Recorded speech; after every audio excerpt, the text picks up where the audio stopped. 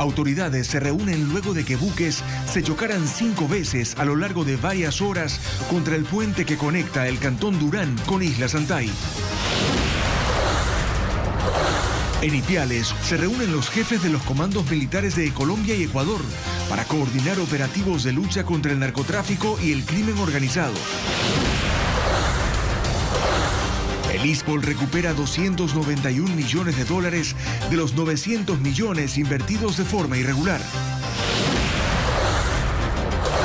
Autoridades rechazan decisión de un juez de trasladar a 2 reos desde Guayas a Santo Domingo. Serían los responsables de la masacre ocurrida en mayo en la misma cárcel a la que ahora regresan.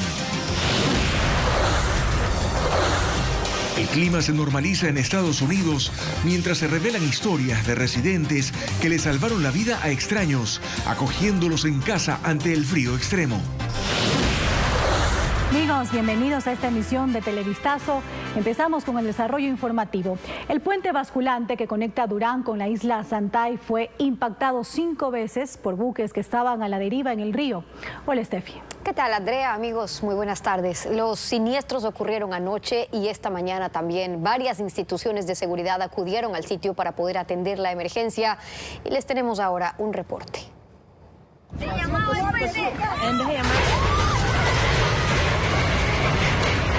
Es el momento en que una de las embarcaciones chocó contra el puente basculante que conecta a Durán con la zona norte de la isla Santay.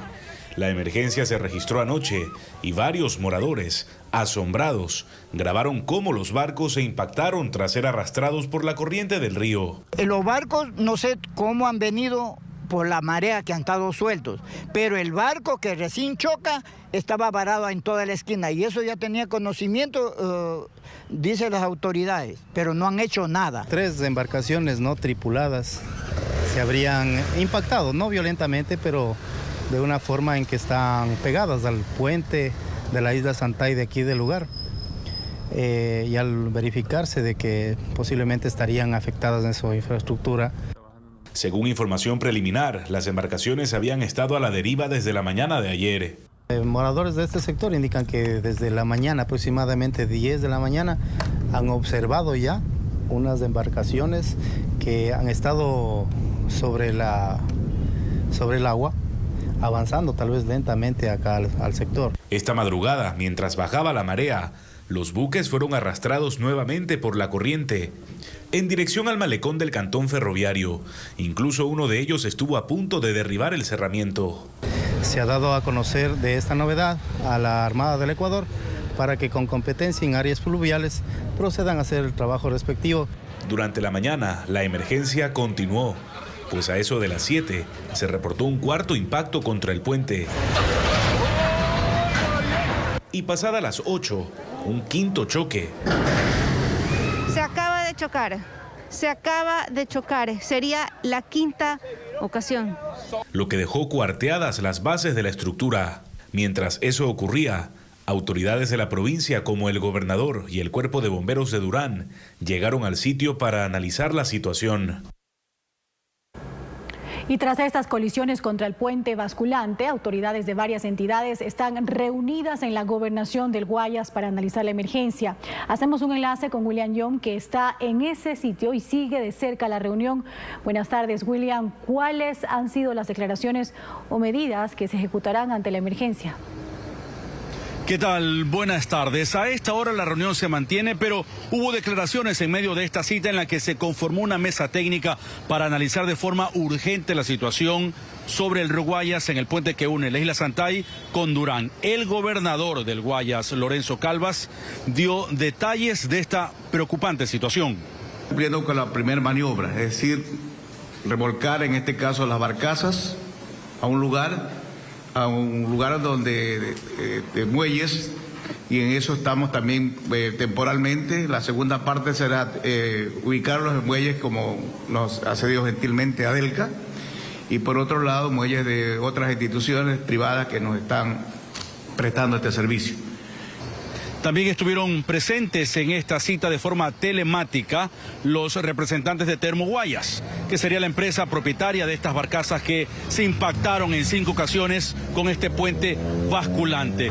Desde el municipio de Durán se envió un comunicado en el que el cuerpo de bomberos de este cantón indica que dieron la alerta hace 24 horas o hace más de 24 horas, es decir, cerca de las 8 y 10 de la mañana de ayer, indicando sobre la situación de estas barcazas en el río Guayas. Sin embargo, la Armada dijo que ellos estaban atentos al tema, pero hay un problema que fue lo que habría originado toda esta situación.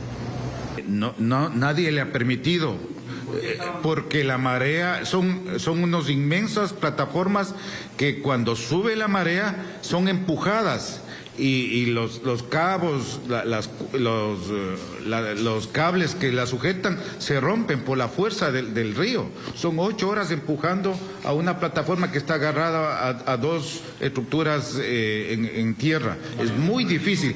Y multiplíquele por 5 barcazas de ese tamaño. Es un asunto muy fuerte en un río que tiene una corriente grande. Y añadió el director nacional de espacios acuáticos, Pablo Caicedo, que el tema será recurrente porque estos puentes, tanto el que unen Santay con Guayaquil y Santay con Durán, no tuvieron su aprobación. Es evidente que esos puentes, cuando se construyeron, no fueron consultados ni tuvieron el aval de la autoridad marítima, que somos responsables de mantener una navegación expedita en el río Guayas. Se hicieron sin nuestra autorización y es por eso que estamos viviendo los problemas actuales. Ahora, luego de la reunión, se decidirá cuál será el futuro de ambos puentes basculantes sobre el río Guayas. Con esta información retornamos a estudios. Buenas tardes. Gracias, William. Buenas tardes también. Les contamos que en Ipiales se desarrolla el primer encuentro de jefes militares de Ecuador y Colombia para definir un plan de seguridad en la frontera norte. Ecuador solicitará al vecino país mayor presencia militar en la frontera e incrementar el intercambio de información de inteligencia para poder combatir al narcotráfico y el crimen organizado. Paul Romero nos prepara un informe. ¡Honores al señor general! El encuentro de los jefes militares de Ecuador y Colombia se desarrolla a esta hora en el grupo de caballería Cabal, ubicado en la ciudad de Ipiales. Por Ecuador participa el jefe del Comando Conjunto de las Fuerzas Armadas, Nelson Proaño, y por Colombia, el comandante de las Fuerzas Militares, Helder Giraldo. ¿Cuál es la expectativa de este primer encuentro de alto nivel? Creo que es la oportunidad para sincerar las actividades de operaciones que en cada uno de los territorios. Y creo que es importante también motivar a nuestro par colombiano para poder integrar estas operaciones. El objetivo, según lo acordaron los presidentes Guillermo Lasso y Gustavo Petro, es establecer parámetros para implementar el plan de protección de fronteras para la lucha contra el narcotráfico y el crimen organizado. En la cita, Ecuador realizará varios planteamientos a las fuerzas militares del vecino país. Que ellos también, la presencia de ellos sea muy disuasiva, permita un mejor control y de una manera también nosotros estamos poniendo nuestras operaciones en nuestra línea de frontera. Actualmente los dos países realizan operaciones coordinadas en la frontera norte que ha permitido realizar capturas importantes de droga y también la localización de laboratorios. Se va a intercambiar esta información de inteligencia para determinar posibles rutas o posibles lugares por donde se puede estar llevando los cargamentos. En la tarde se esperan las primeras decisiones. El ISPOL recuperó 291 millones de dólares que se habían desviado como parte de una estafa que perjudicó al instituto en más de 900 millones de dólares. Ahora, el instituto anuncia que pronto habrá más resultados en sus gestiones. Francisco Garcés con más detalles. Fue la jueza Yanela Norris de Guayaquil quien levantó la medida cautelar con la que se inmovilizaron 291 millones de dólares que estaban depositados en la cuenta de Natscumco y que pertenecían al ISPOL. Así, ese dinero, que consta de 263 millones de dólares en bonos y 28,7 millones en efectivo, pasó a las cuentas del instituto. Es la más importante recuperación del dinero desviado del ISPOL entre 2014 y 2019, que se calcula en más de 900 millones de dólares. Sí se le puede vencer a la corrupción y en montos considerables, no en pequeñeces ni minucias. Y haremos todos los esfuerzos posibles para recuperar la totalidad e inclusive recibir lo que corresponde, una indemnización. El gobierno también mostró su respaldo a las gestiones de recuperación del ISPOL. Con ello se alcanza un logro histórico en la lucha contra la corrupción y se recupera la titularidad y disponibilidad de esos recursos. El gobierno nacional continuará precautelando la transparencia en el manejo de los recursos de la Seguridad Social de la Policía Nacional, dijo el régimen en un comunicado.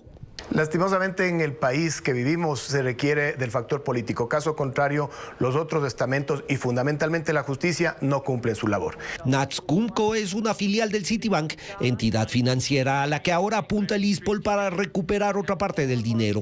Se recibieron llamados de ejecutivos del Citibank Nueva York, así que nosotros estamos confiados que en las primeras semanas de enero se podrán ya concretar estas reuniones formales. Mientras siguen las gestiones de recuperación, el ISPOL espera también acciones de la justicia.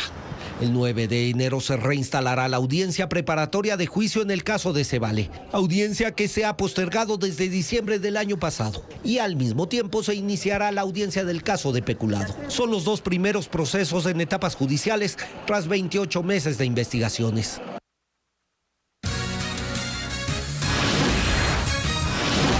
Nos vamos a una pausa y al regresar sigue la disputa por la vocalía ante el Consejo del IES. Este miércoles uno de los representantes sindicales llegó al IES para asumir el cargo, pero no fue recibido.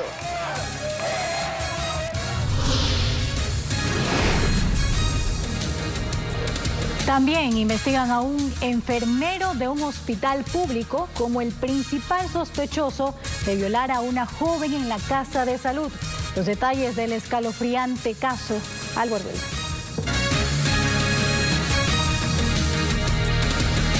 Más noticias para ustedes a esta hora. La Fiscalía pide que se dicte auto de llamamiento a juicio contra el ex juez de Portoviejo, Bani Molina, quien concedió la libertad de Jorge Glass en agosto pasado, pese a que ya estaba suspendido. Él argumenta que fue notificado después y que hay una persecución política en su contra. Jacqueline Rodas con el detalle de la audiencia.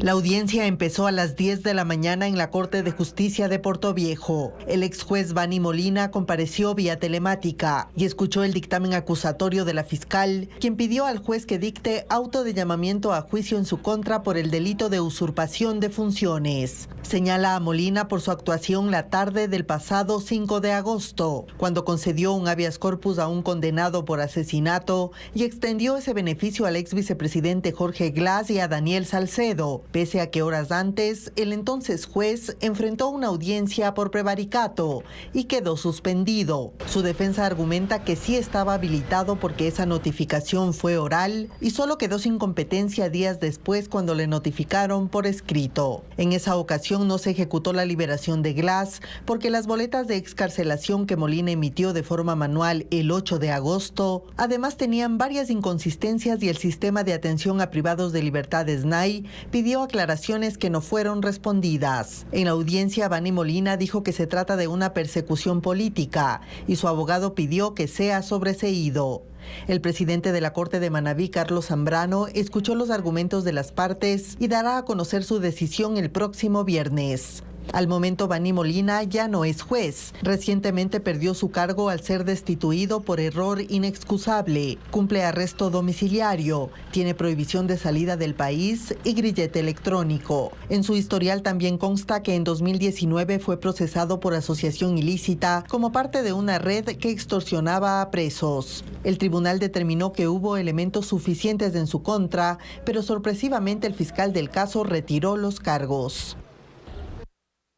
El gobierno y autoridades del Consejo Nacional de la Judicatura cuestionan la decisión de un juez de Yaguachi que favoreció el traslado de 2 reos que serían responsables de la masacre en la cárcel de Santo Domingo que dejó 40 presos fallecidos. Según los funcionarios, con esta medida se pone en riesgo la seguridad al interior de los reclusorios, como nos informa Bessie Granja. Hay críticas sobre la decisión del juez de Yaguachi, John Eric Rodríguez Mindiola, quien ordenó el traslado desde la cárcel La Roca en Guayaquil hacia el centro penitenciario de Santo Domingo de los Áchilas, de Ángelo Javier Achille alias Negro Ángelo y Kevin Manzaba. A ellos se los responsabiliza de la masacre en ese reclusorio que dejó 40 presos fallecidos en mayo pasado.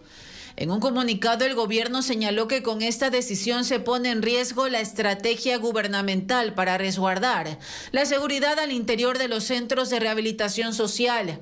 Además, se ponen los intereses personales de estos privados de libertad por encima del bienestar del país. Ante esto, el presidente del Consejo Nacional de la Judicatura, Fausto Murillo, cuestiona que algunos magistrados favorezcan a delincuentes. De nada sirve el sistema con buenos jueces, con jueces honestos y probos, si hay otro tipo de jueces que se ponen del lado de la delincuencia, del lado del crimen organizado. Asimismo, sostiene que jurisdiccionalmente no es la judicatura sino los magistrados quienes pueden revisar las actuaciones de los jueces. Sin embargo, considera que hay un espíritu de cuerpo que no permite subsanar la crisis en el sistema judicial, por lo que una depuración es urgente.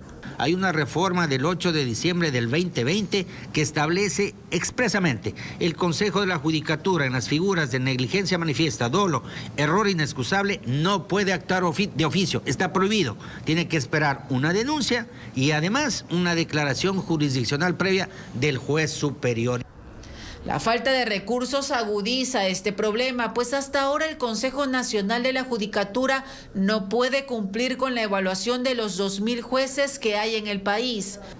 Si hacemos una evaluación a jueces de primer nivel, de tribunales penales, de tribunales distritales, de cortes provinciales, créanme que depuramos a la función judicial y le damos otra cara. Tanto el gobierno como la judicatura coinciden en la necesidad de reformas penales desde la Asamblea Nacional, que favorezcan la lucha contra la corrupción y el crimen organizado. El presidente de la Central Unitaria de Trabajadores, el CUT, Richard Gómez, fue hasta la oficina matriz del IES para intentar posesionarse como vocal del Consejo Directivo y aunque no fue recibido, asegura que insistirá. Una experta señala que en medio de la batalla legal por este cargo, ninguna de las dos principales centrales sindicales tendría razón. Patricio Díaz explica los detalles. ¡El pueblo unido! Fue pasadas las 10 de la mañana cuando Richard Gómez, presidente de la CUT, llegó al edificio Zarzuela del IES buscando asumir el despacho y cargo de vocal del Consejo Directivo en representación a los afiliados.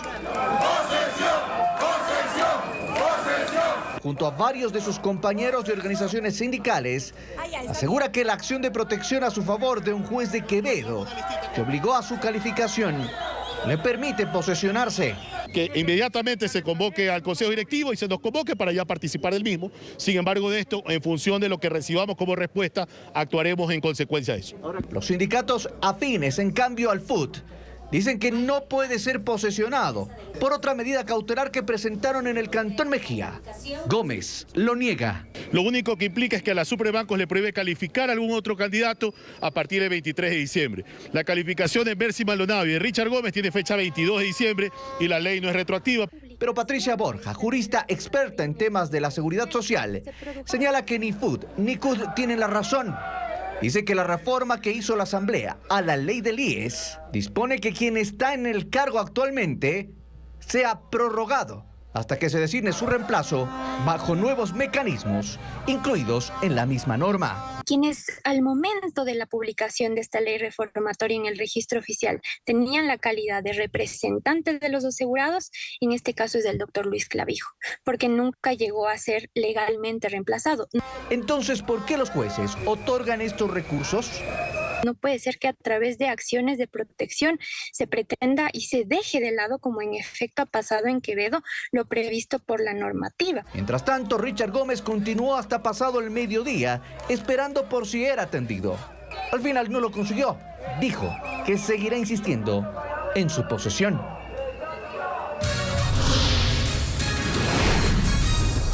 Más adelante en Televistazo, sicarios apagaron la vida de 2 personas que conversaban en una esquina en el sur de Guayaquil. Tendremos un reporte sobre el doble crimen en breve. Y además, la otra cara de la tormenta Elliott en Estados Unidos, los héroes que abrieron las puertas de sus casas a decenas de personas para salvarlas de morir por el frío extremo. Esta madrugada se registró nuevamente un doble crimen en el Guasmo Sur de Guayaquil. Las víctimas se encontraban conversando en una esquina. Cuando llegaron los sicarios, dispararon al menos 15 veces. Y producto del ataque, otra persona resultó herida, fue trasladada a un hospital. Con sábanas fueron cubiertos los cadáveres de 2 hombres que murieron acribillados en el bloque 6 de la Cooperativa Unión de Bananeros en el Guasmo Sur de Guayaquil. El doble crimen ocurrió esta madrugada. Según información preliminar, un grupo de personas estaba reunida en una esquina cuando varios sujetos armados a bordo de un auto y motocicletas llegaron al sitio y dispararon en algunas ocasiones. Además de los fallecidos, los proyectiles alcanzaron a otro joven que resultó herido y fue trasladado a un hospital con pronóstico reservado. Familiares de las víctimas llegaron al lugar y lamentaron lo ocurrido.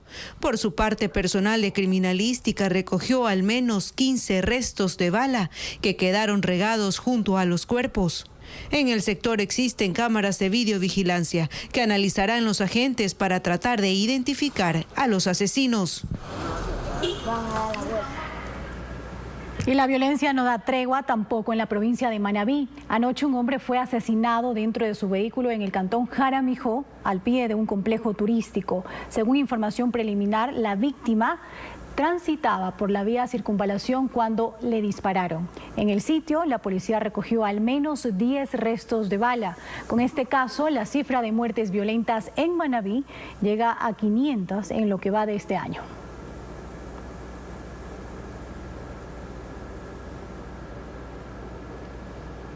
Y para conocer cuál es la situación a esta hora en el cantón Durán, tras los impactos de las embarcaciones con el puente basculante, damos paso a Fernando Terranova, que está en el punto. Buenas tardes, Fernando, adelante.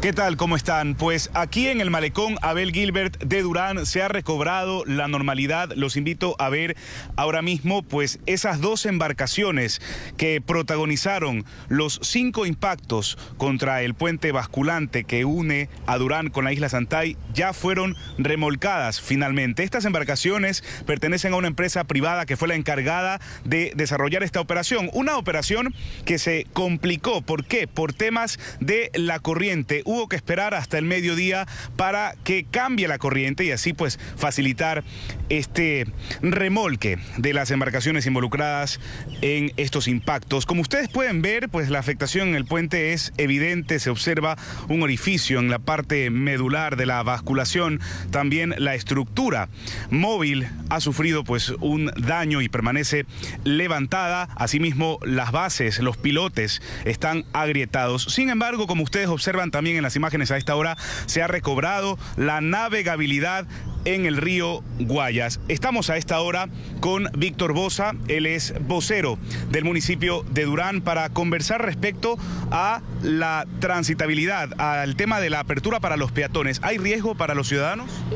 No, a estas alturas ya este espacio público correspondiente al malecón de la ciudad de Abel Gilbert ha sido habilitado nuevamente para la ciudadanía del cantón Durán, que se cerró el día de ayer.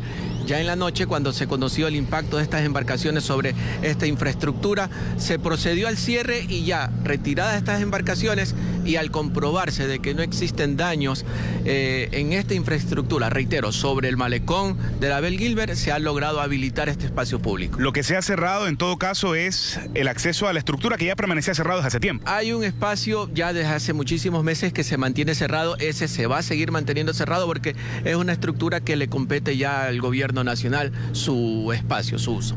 Perfecto, muchas gracias. Esa es la situación a esta hora. Repetimos, desde el malecón Abel Gilbert de Durán. Ustedes observan, ya fueron las embarcaciones remolcadas en una operación que fue supervisada por la Dirección Nacional de Espacios Acuáticos. Es la información a esta hora. Volvemos a estudios. Buenas tardes. Momentos de terror vivió una joven de 19 años dentro de un hospital público en Guayaquil. La paciente, que buscó ayuda por una fractura, habría sido violada por uno de los enfermeros, quien le suministró una sustancia para abusar de ella. Diego Cuenca nos informa que el principal sospechoso ahora está con prisión preventiva. Hasta el hospital del Guasmo fue llevada una joven de 19 años para que le curen una fractura en su brazo. Pero lo que vivió adentro fue un infierno. Así lo califican sus familiares, quienes denunciaron que uno de los enfermeros de esa casa de salud pública, ubicada en el sur de Guayaquil, habría violado a la paciente. La madre de la víctima describió lo ocurrido. Lo que ella siente es que el tipo le estaba poniendo su miembro en la boca, violándola. Entonces ahí es que ella se levanta y el tipo procede a sacarle el suero y a irse. Entonces ella ahí coge y me llama desesperada: mamá, mamá, me están violando. El delito se habría cometido en Navidad. Y ese domingo el enfermero fue detenido por la policía, luego de que se denunciara el caso en la fiscalía.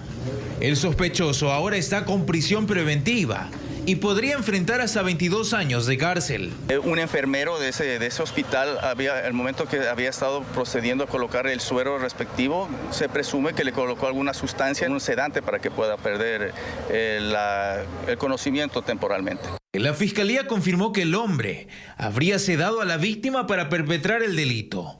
Por eso formularon cargos contra el procesado por la presunta violación a una mujer de 19 años. Y luego de la violación viene un grupo de médicos y hacen tomar 7 pastillas, las que son el día después. Mi hija, al darle tanta pastilla, coge, vomita, la bañan, no le hacen la revisión que deberían de haberle hecho en lo que es en sus partes íntimas. Y la ginecóloga solo le ha dicho que ha de ser una pequeña infección que tenía, nada más. Las autoridades del hospital no han dado declaraciones, a pesar de que lo hemos solicitado. Pero el Ministerio de Salud emitió un comunicado diciendo que el establecimiento de salud brinda la colaboración necesaria para la investigación de este caso. Bajo ningún concepto tolera este tipo de actos y en caso de que los organismos competentes determinen responsabilidad, se aplicarán las medidas administrativas necesarias. La víctima ingresó a la casa de salud el 23 de diciembre, pero han pasado 5 días y en medio de sus traumas psicológicos por la presunta violación, aún no ha sido intervenida quirúrgicamente por la fractura en su brazo, pues el hospital no tendría los equipos para la operación. Increíble, vamos a seguir pendientes de ese caso y les contamos también que en el sector rural de Tulcán, en Carchi, la policía logró la aprehensión de un cargamento de 7.5 toneladas de cloruro de calcio. Este químico es un precursor que es utilizado para el procesamiento de la droga. Lo que llama la atención en este caso es que para movilizar el cargamento se habrían robado 3 vehículos. Vean cómo.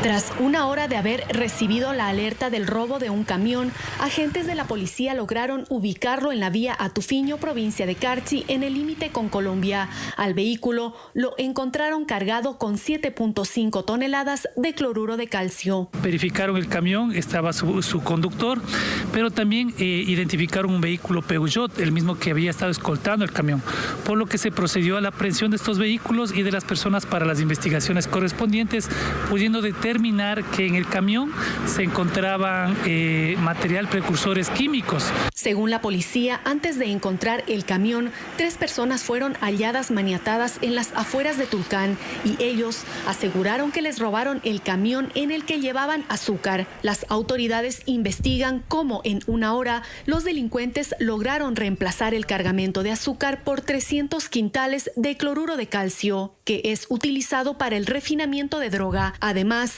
no se descarta que este químico tenía como destino laboratorios de procesamiento en el sur de Nariño, en Colombia. De una sustancia controlada, se debe establecer claramente cuál era el fin lícito de ser el caso que tenía, o a su vez el fin ilícito que se presume podría ser trasladado hasta el vecino país de Colombia para la producción de sustancias estupefacientes. Se conoce más o menos que el rendimiento de la cantidad decomisada sería empleado en un promedio de unos 2.5 a 3.5 toneladas de cocaína. Al momento se reportan 3 personas detenidas. Una de ellas es quien denunció el supuesto robo del camión. Gracias por seguir en nuestra sintonía. Tenemos más noticias para ustedes. Desde distintos sectores exportadores reclaman al gobierno la falta de políticas para fortalecer la competitividad de los exportadores. Ellos sostienen que producir en el Ecuador es costoso y que no solo se puede tener como estrategia la política de abrir nuevos mercados porque resulta insuficiente. Destacaron que en el 2022 tuvieron que pagar $100 millones para dotar de seguridad a sus cadenas productivas. Representantes de los principales sectores exportadores no petroleros del país llaman la atención del gobierno y señalan que si bien es cierto que la balanza comercial de este año es positiva, esos números son frágiles en extremo. Si bien es cierto, es real ese superávit comercial, si ustedes quitan nada más el incremento de las exportaciones del sector camaronero, pasamos de superávit a déficit. Reclaman porque sostienen que el gobierno no los escucha. Cuentan que han hecho un sinnúmero de propuestas para apuntalar la competitividad de los sectores productivos, pero que nadie les hace caso. Los sectores que aquí representamos generamos 1.2 millones de plazas de empleo en el Ecuador. Con muchísimo esfuerzo, como lo han dicho mis predecesores, seguimos invirtiendo, seguimos exportando en una economía dolarizada. Ellos tienen un reclamo que ya es antiguo. Cuentan que a los costos de producción que son elevados en dolarización se suma uno más y que el gobierno, en lugar de contemplarlo, prefiere ver hacia otro lado. Anualmente, los sectores aquí representados gastamos por lo menos $100 millones en dotarnos de seguridad a través de tecnología, guardias armados, custodias, seguros, equipamiento satelital y demás, porque el Estado no nos puede brindar seguridad. Y que esperan que en el 2023 haya un trabajo conjunto con las cadenas productivas. Dejan en claro que no están llorando pobrezas. No estamos pidiendo subsidios, no estamos pidiendo dádivas, no estamos pidiendo se perdonen impuestos. Lo que estamos pidiendo es transparencia. Y señalan que de esos diálogos, si se dan, podrían resultar fortalecidas las exportaciones y que eso significa mejorar las condiciones de vida de los sectores rurales, generación de empleo y un incremento en el pago de tributos. Y el COE cantonal de Colta resolvió la suspensión por 60 días del servicio de yates en la laguna Colta tras el naufragio del pasado domingo que dejó 3 fallecidos. El comercio de ese sector está afectado ya que no hay presencia de turistas. La mañana de este miércoles, autoridades del Comité de Operaciones de Emergencias de Colta y la aseguradora de yates de la laguna realizaron un recorrido para evaluar la situación tras el mortal naufragio de un bote ocurrido el pasado 25 de diciembre y que dejó 3 fallecidos. Allí sostuvieron que el servicio turístico en el malecón de la localidad se reabrirá desde este jueves. Turistas pueden venir por este fin de año, pueden venir. Lo que no se va a poder es utilizar el servicio del yate. ¿Por qué razón? Porque estamos en un proceso investigativo y también de reemplazo o sustitución o arreglo del yate que está siniestrado, nada más. Pero aunque se reabra la laguna, el servicio de yates no funcionará por 60 días, pues el COE cantonal declaró la emergencia y suspensión de ese servicio. El alcalde encargado, Abraham Chagñay, dio detalles de la decisión tomada. De ahí el resto del espacio físico va a ser utilizado normalmente porque ahí no tenemos ningún inconveniente. Esto ha golpeado directamente al sector turístico de la zona, cuyo atractivo principal era los recorridos en bote. Los pequeños comerciantes, quienes venden artesanías, comidas típicas, entre otros, comentan las pérdidas que reportan. Sí, nos perjudica porque igual tenemos productos que invertimos por el feriado y estamos afectados. Yo que vengo por hoy día no hay gente. Pero de ahí no, las otras veces sí había gente, pero ahora no ha habido gente. Turistas de otras provincias han llegado a Colta y se han llevado la sorpresa de que la laguna estará cerrada al menos hasta este miércoles, como es el caso de Cristian Romero, quien viajó desde Guayaquil. Por conocer mismo la gastronomía, qué tal está el turismo y todo esto. Entonces, lamentablemente, con la sorpresa que está, es inconveniente que está cerrada. Mientras tanto, la Fiscalía de Chimborazo continúa con la investigación del fatal naufragio. La actividad del volcán Cotopaxi continúa. Esta mañana se reportó una nueva nube de ceniza que tuvo una altura de 1000 metros sobre el nivel del cráter y con dirección al suroeste. El Instituto Geofísico y la Secretaría de Gestión de Riesgos informaron que se prevé una leve caída de ceniza en las inmediaciones del Parque Nacional Cotopaxi. Sin embargo, la reserva ecológica seguirá abierta al público. La alerta por el coloso continúa en amarilla. Y a manera de terapia, pacientes del Instituto de Neurociencias de la Junta de Beneficencia de Guayaquil elaboran monigotes para fin de año. La producción de 70 muñecos tuvo tan buena acogida que ya se agotó. En la actividad participan 35 residentes que les han dedicado meses a esta elaboración. Fernando Terranova nos cuenta más de esta buena iniciativa. Cuidando cada detalle con precisión, pacientes del Instituto de Neurociencias de Guayaquil elaboran monigotes para fin de año, como parte de las terapias que realizan diariamente. Diego, de 32 años, es uno de los hábiles artesanos. ¿Qué es lo que más te gusta de hacer años viejos? Disfruto pintándolo porque me emociona el pintar y que la gente también se emocione y que vea que lo que estamos en el hospital psiquiátrico no somos cualquier persona, podemos cumplir metas. María Cristina Gain, psicóloga del área de residencias del instituto, enlista los beneficios de esta actividad. Estimulan bastante su parte cognitiva, mantienen una rutina, se sienten útiles, también es muy útil para la motricidad fina y gruesa y sobre todo para las habilidades sociales porque termina siendo como un trabajo en equipo. Empiezan desde julio, es decir, son 5 meses de trabajo al que le dedican un promedio de 4 horas diarias. Este año alcanzaron a elaborar 70 personajes, con gran acogida. Bueno, este año hicimos 70 monigotes y la verdad nos fue súper bien. Ya ahorita no tenemos ninguno, por si les interesó y quisieron comprar, pueden esperar para el próximo año. Ya no tenemos ninguno, la verdad es que nos fue súper bien. Ayudamos a Antonio a pegar el papel periódico con almidón. ¿A ti te gusta hacer esto? Sí, me gusta, sí. Lo recaudado servirá para un agasajo por fin de año y para comprar una que otra cosa que les hace falta. Ahorita tenemos 134 usuarios, de ellos 100 o 110 aproximadamente están en condiciones de rechazo familiar. Por eso nosotros con esto, o sea, esto que se vende, también se busca comprarles cosas que ellos necesiten y satisfacer algunas necesidades. Una actividad que estimula las funciones cognitivas, autonomía y motivación, pero sobre todo, que humaniza a las personas con problemas de salud mental.